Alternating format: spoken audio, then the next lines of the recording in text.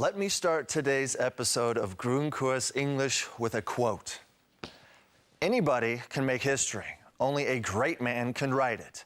Jeder kann Geschichte machen, aber nur ein großer Mann kann Geschichte schreiben. This quote is from Oscar Wilde. Oh, and by the way, welcome to Grundkurs English. Well, Oscar Wilde for sure made history as a writer. He was one of the most well-known personalities in his time of the 19th century. The Irish author was famous for his humor and verbal wit, his extravagant dress and lifestyle. And for scandals, he went to prison for 2 years for gross indecency with other men.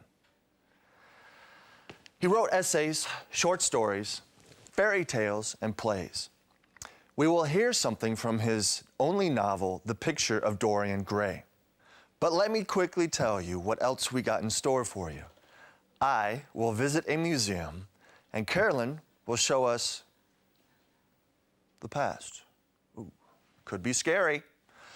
The past simple, I mean, and the past continuous. But now, to our literature. The Picture of Dorian Gray is about a young man and his portrait. The young man, Dorian Gray, admires his portrait and fears that he will soon be old and wrinkly and not as young and handsome as his portrait. We listen to a conversation now between Dorian, the artist who painted the portrait, Basil, and Lord Henry Wotton, a friend of Basil's. Here's the next one, which will lead us to the next chapter of my adventures in Germany. No great artist ever sees things as they really are. If he did, he would cease to be an artist. Also, kein großer Künstler sieht die Dinge, wie sie wirklich sind. Wäre sonst kein Künstler.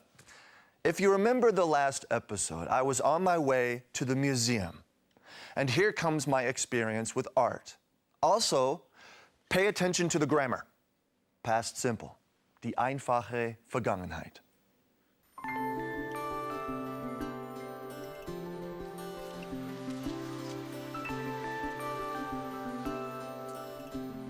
Here you have it, James. The Pinakothek der Moderne. One of the world's greatest collections of 20th and 21st century art. Wow, this place is gigantic. Who came up with the design? The German architect Stefan Braunfels designed it. Huh. When did it first open? In September 2002, after 7 years of construction. During construction, the whole city of Munich was in an uproar. I guess it was a bit too modern for Munich's taste. And it was fairly expensive. The taxpayers were not happy at all. Why is it so big? Well, it's divided into art, architecture, design, and works on paper. Each of the 4 corners of the building is dedicated to a special collection. Hey, James, we're running out of time. We need to get a move on. The museum's gonna close. Let's go check out the design collection first. Okay. All right? There is no sin except stupidity. Es gibt keine Sünde außer der Dummheit. That is from Oscar Wilde's essay, The Critic as Artists. Yes, another quote. And since we don't want to be sinners, we will do everything to avoid stupidity. Here's Caroline. Please, make us smart. Ich tue mein Bestes, Eric, danke. Wie Eric schon erwähnt hat, dreht sich die heutige Grammatik um die Vergangenheit. Wir beschäftigen uns zuerst mit dem Past Simple, der einfachen Vergangenheit. Die wird verwendet, wenn man über einen Vorgang in der Vergangenheit spricht, der schon abgeschlossen ist. Hier haben wir mal ein Beispiel aus dem Film. The German architect Stefan Braunfels designed it. Der Architekt hat das Gebäude entworfen. Der Vorgang ist definitiv abgeschlossen und vorbei. Schließlich steht das Museum ja und ist fertig. Das Wort designed zeigt auch gleich, wie das Past Simple gebildet wird. Zumindest bei den regelmäßigen Verben. Die bekommen nämlich einfach ein ed angehängt. Und zwar in allen Konjugationen. Das sieht dann so aus.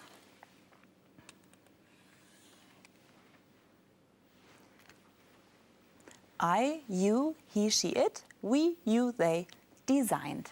Überall die gleiche Form. Frage und Verneinung werden mit to do umschrieben.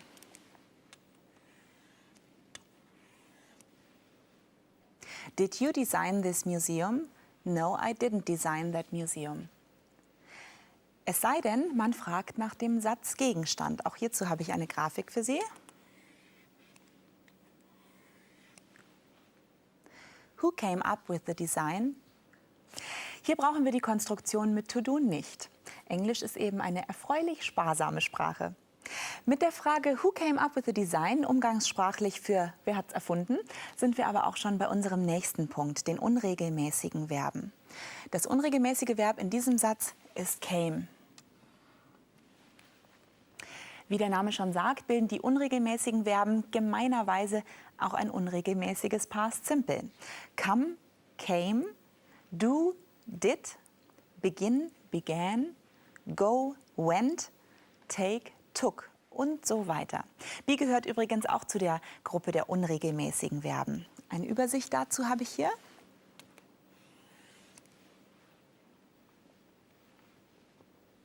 I was, you were, he, she, it, was und so weiter. So, jetzt sind wir gleich durch mit dem Past Simple. Mehr dazu finden Sie natürlich im Buch und auf unserer Internetseite. Ich gebe Ihnen aber noch ein paar Signalwörter an die Hand, die Ihnen verraten, wann das Past Simple zu verwenden ist. Ago, last, past, when und so weiter. Sie merken, die deuten alle an, dass etwas vorbei ist, also schon stattgefunden hat. Deshalb verwenden wir das Past Simple. 2 hours ago, I had lunch. Last week, I bought a car. Auch bei zeitlichen Bezügen, wie zum Beispiel bei Datumsnennungen oder beim Verweis auf Jahreszahlen und geschichtliche Epochen. So, das war es jetzt aber wirklich von mir, zumindest fürs Erste. Ich kann es mir aber genau wie der gute Eric auch nicht verkneifen, Mr. Wilde zu zitieren. Der Mann hat einfach so viele kluge Sachen gesagt bzw. geschrieben. Also, hier kommt mein Zitat. Fortunately, in England at any rate, thought is not catching. Zum Glück ist Denken nicht ansteckend, jedenfalls nicht in England. Naja, bei uns ist Denken natürlich ansteckend und ich bin mir sicher, Eric ist schon infiziert. Oder, Eric? Oh yeah, Carolyn, sorry, I was lost in thoughts. Okay, that part of grammar for today is over. I think we could use a short break gathering our thoughts, so let's have a look into what Oscar Wilde was writing about, the British society. Here it comes into the English world, England.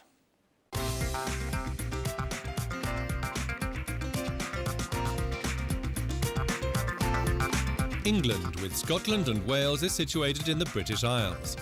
Together with Northern Ireland, they make up the United Kingdom of Great Britain and Northern Ireland. If you can say one thing about the English, then it has to be that they're addicted to tea. In the afternoon, they just love to sit in one of the numerous tea shops scattered across the country. Whether in chic or casual surroundings, the national drink goes down well everywhere. The English drink more than 165 million cups of tea every day. This is where only 35 kilometers of water separate England from the continent. The white chalk coastline in the south of the country was and is the gateway to the largest European island. This was where the first conquerors landed on England's shores thousands of years ago. England is often wrongly used as a synonym for Great Britain. That's probably because of its long-time dominance in the kingdom. England is the biggest state in the United Kingdom. With just under 51 million people, it is also the nation with the highest population. The red double-decker buses are the trademark of London. The capital is the economic centre of England and accordingly very expensive. Besides its conservatively royal charm, London is also flamboyant, modern and diverse.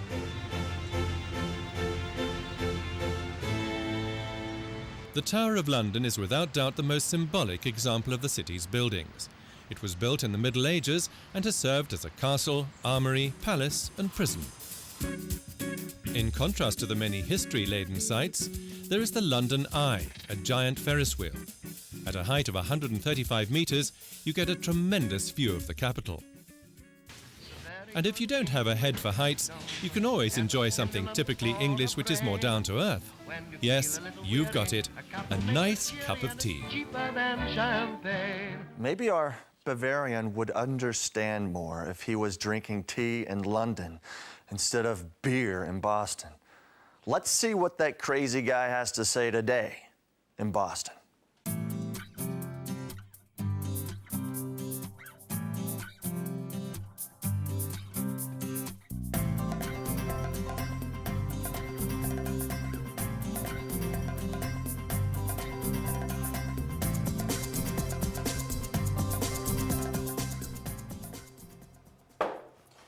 Thank you, ma'am.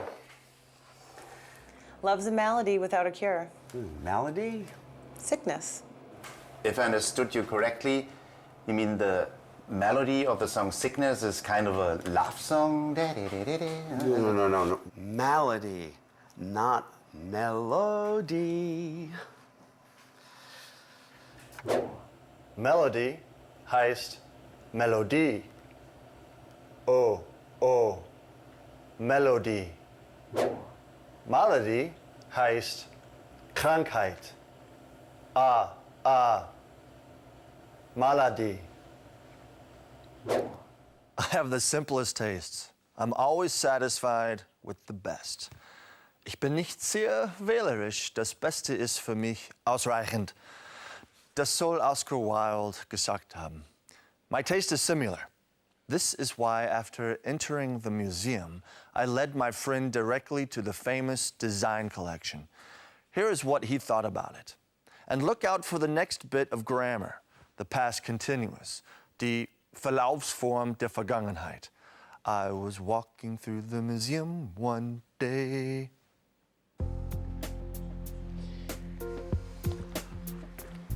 Huh?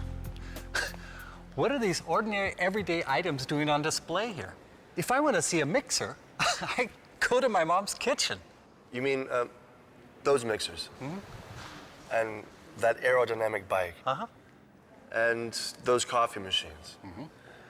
Yeah, well, James, if you think about it, it makes you realize that everyday objects are also art, only in a mass-produced manner. Mm-hmm. These designs define generations, and now it's time to pay tribute. Wow, cool. Look at these freaky computers. Yeah, this is actually the first Apple Macintosh computer. Uh-huh. Apple was selling computers which cost over, I think, $10,000 US, until co-founder Steve Jobs and his designing team created the first Mac, and this is it. In 1984, I think, it was selling for $2,500. Mm-hmm. That was such a reasonable price that it gave a lot of people the possibility to buy their own personal computers. Wasn't Microsoft selling more computers? No, Microsoft develops software for computing services. Uh-huh. But IBM was selling personal computers running on MS-DOS and Microsoft Windows. Mm-hmm. IBM was still one of the companies leading in PC sales when Macintosh, or Apple, came out with their all-in-one computer, the iMac, in 1998. Mm-hmm. And if you look here, the laptop still looks... It's a shame, James. I was really wanting to take you up to the modern art display. They have some really nice exhibits on Beuys and Pablo Picasso. Oh well. Maybe next time. Yeah. Hey, Eric. Thanks for taking me along. I don't want to keep you any longer, so thanks. Hey, my Bye-bye. pleasure, man. Have a nice day in Munich. Okay, see ya. Bye-bye.